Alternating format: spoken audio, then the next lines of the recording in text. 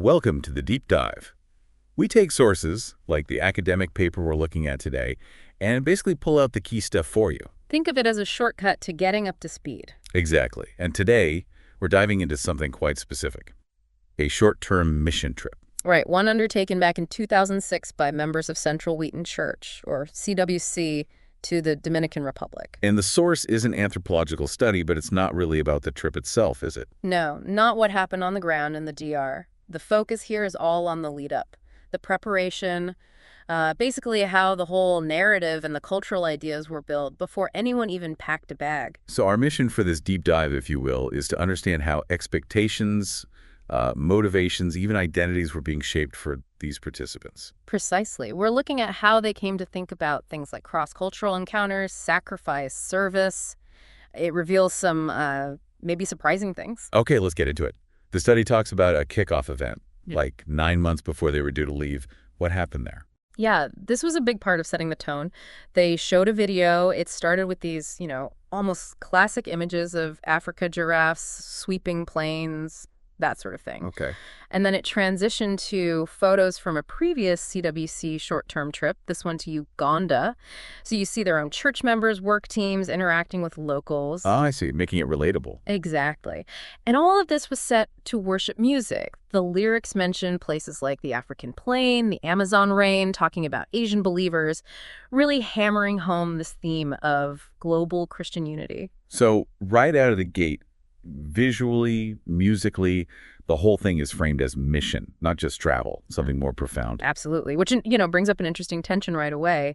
The term missions for these short trips. It's debated. Right. Anthropologists, people in the long-term missionary world, they sometimes question if missions is the right word for a week or two. Exactly. There's the pragmatic view someone mentioned to the researcher, basically, missions is the money word. It gets people to donate. Okay. Practical. But the CWC leaders, they seem to have a more theological take. For them, it was real missions, defined theologically, and as effective service in practice. So more than just semantics or fundraising for them, they believed it fit the bill. Yeah, there's this anecdote from one of their GoGo program Global Outreach board meetings. They were discussing feedback, how much the students learn. Okay. And a senior board member jumps in and really emphasizes, but it's important we remember this is real ministry. This isn't just travel. They're doing real missions. So a clear distinction. A very clear distinction. He added something like, people need to understand that these young people are alongside the missionaries, actively working with them. Okay, so that alongside the missionaries part seems key to defining it as real. Not tourism, not just education, but active partnership. That's the core of it. They intentionally contrasted it with just seeking pleasure or even educational travel. It was framed as this specific, purposeful act of real missions. Which leads us neatly into how people actually got onto the team, the application and interview process. Right. So you had students applying, but also adult leaders who were recruited, often needing to use vacation time, leave spouses and kids behind. So a commitment was required from the start. Definitely. And practically, the applications and interviews were about balancing the team. Do we have enough Spanish speakers, people good with admin, who connects well with kids, that kind of thing. Makes sense. You need the right mix. But the study points to something deeper, drawing on linguistic anthropology. This idea of officializing discourse. Okay, what does that mean in this context? It means the whole setup, the formal interview, one person facing a committee, the standard questions like, why do you want to be part of global outreach?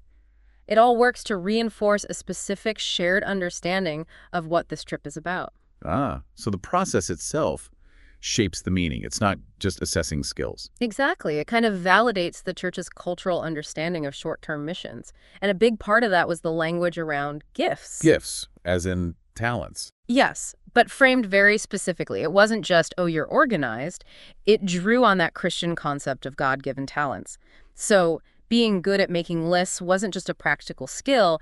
It became a spiritual gift you were bringing to the mission. Interesting. Connecting the mundane to the spiritual calling. Precisely. There's this example of one woman applicant who basically said she'd do whatever God needs for the team. It illustrates this idea of kind of sublimating your own desires to the perceived needs of the mission. Putting the group goal first. Right, which the study contrasts with another applicant, a recent college grad, who framed her interest more as wanting to be a learner, to understand the global church better. And how did that go down with the leaders? Well, it wasn't that they rejected it, but her focus on learning wasn't quite aligned with their primary framework, which was more about using gifts for the specific tasks. So the emphasis was on contributing, on doing. Yeah. It taps into what sociologist Pierre Bourdieu called the religious field, basically, established ways of thinking and acting within a religious group. The interview process strongly endorsed this view of participants as providers of specific gifts for the task. It shaped their posture towards the trip. So selection and shaping happening simultaneously. Okay, the team is picked. They have their first meeting. Pizza and Twizzlers are mentioned? Ha, yes. It's a small detail, but the researcher notes that subtle indulgence.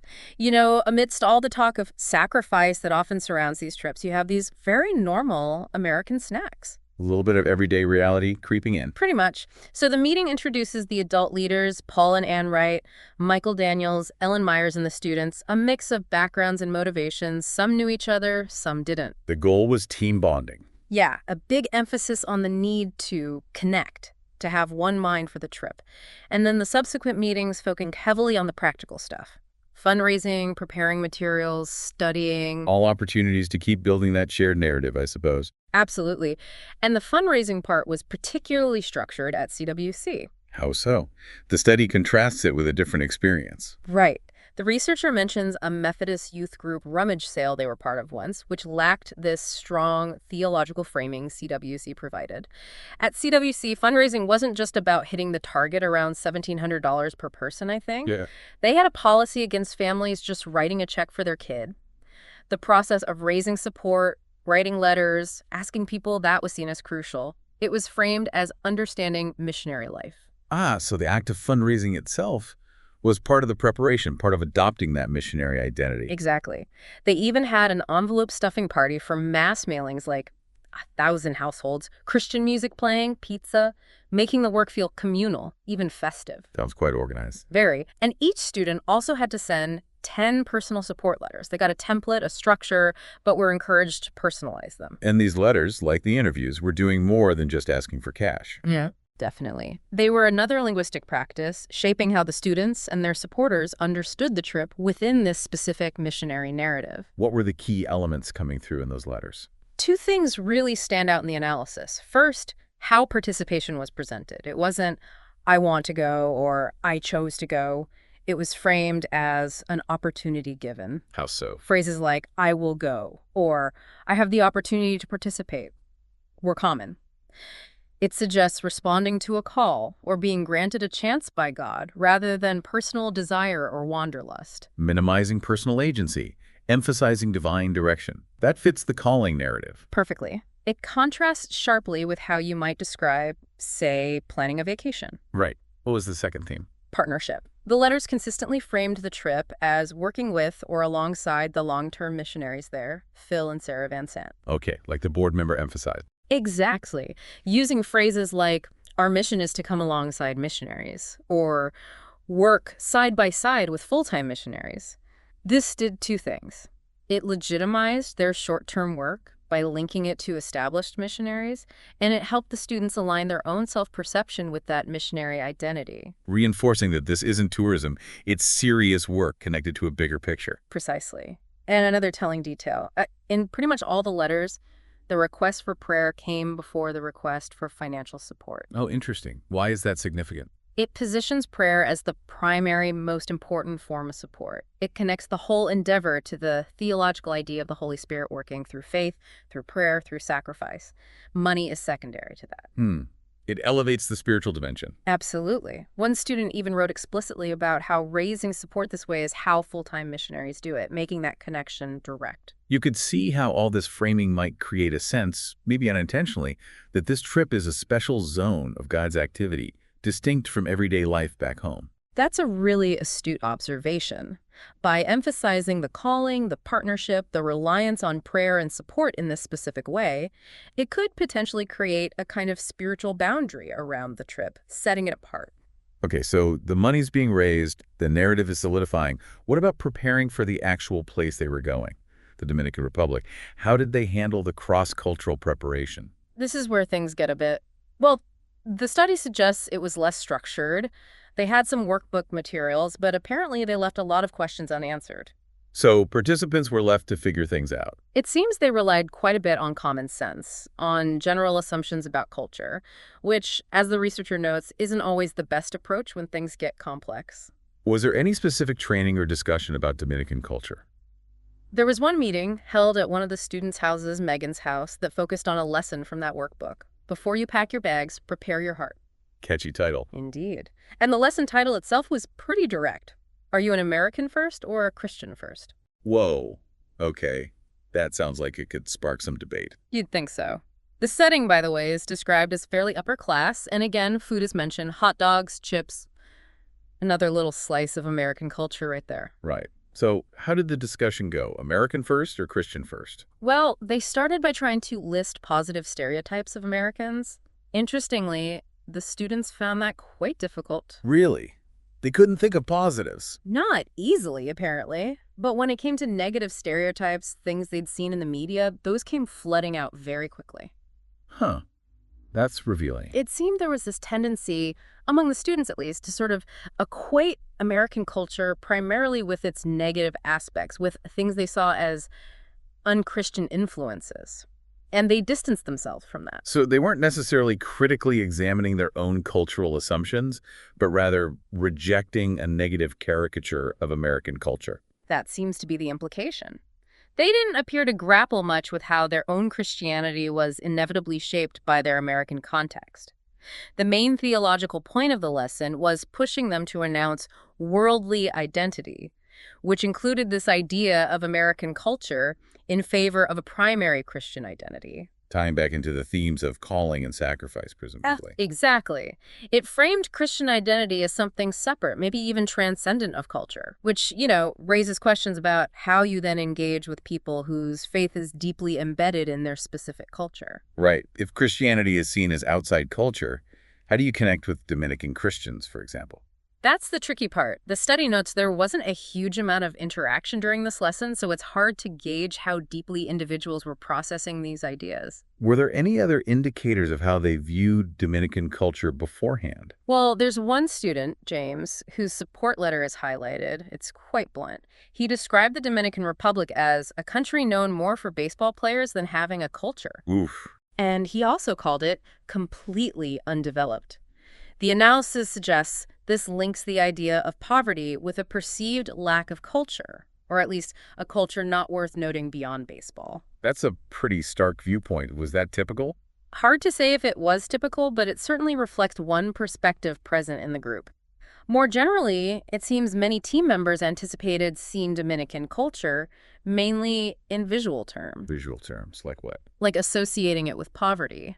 The expectation was seeing kids in old clothes, small houses, maybe a man on a donkey cart, specific visual markers of being in a poor country. Less focus on, say, social dynamics, art, music, history. Seemingly less so, at least in the pre-trip phase described. Though some, like a student named Simon, were just focused on getting along with the local kids, not dwelling on differences. And another student, Aaron, reflected on seeing the church in a different culture, but feeling like... everything's still the same. People are still the same. Yeah, which points towards that idea of cultural transcendence again. Exactly.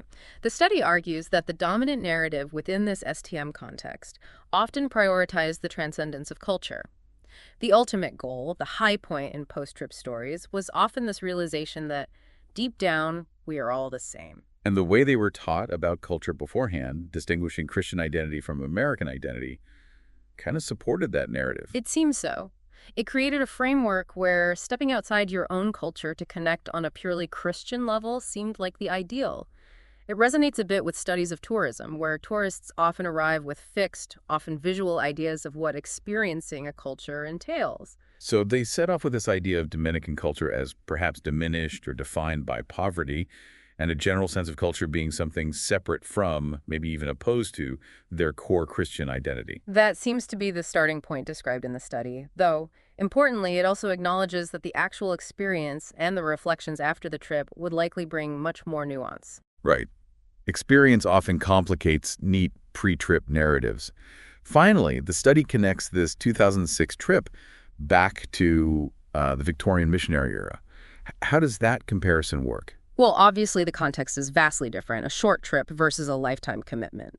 But the argument is that the importance placed on having a personal call persists, even for short-term participants. The language of being called is still central. Yes, and that idea of a call is deeply linked to the 19th century ideal of sacrifice. Even though the trip might have elements of pilgrimage or even tourism woven in, Sure. the dominant message, the encouragement they received was framed around embracing that call, making sacrifices, fostering Christian unity. In short, the study argues they were encouraged to see themselves as going on a mission. Okay, so wrapping this up, this deep dive into just the preparation phase reveals this really complex, almost intricate process. Yeah, it's about constructing a specific missionary identity and narrative before the trip even begins. Through language, through rituals like applications and interviews, even through how fundraising is handled. And that framing, as we've discussed, really shapes expectations about everything: the work, the people, the culture, the meaning of sacrifice and service. Which brings us to a final thought for you, the listener. Consider other kinds of short-term engagements people undertake with specific goals. Maybe international volunteering, educational exchanges, even intensive work projects. How might similar kinds of pre-trip narratives and preparations influence what people expect and what they actually experience in those contexts? What are the effects, both the ones intended and maybe the unintended consequences of framing an experience in a particular way before it even starts? It's worth thinking about the power of the stories we tell ourselves and are told before we engage with something new. How does that shape our understanding of the world and our place within it? Something to reflect on from your own experiences, perhaps. Thanks for joining us on the Deep Dive.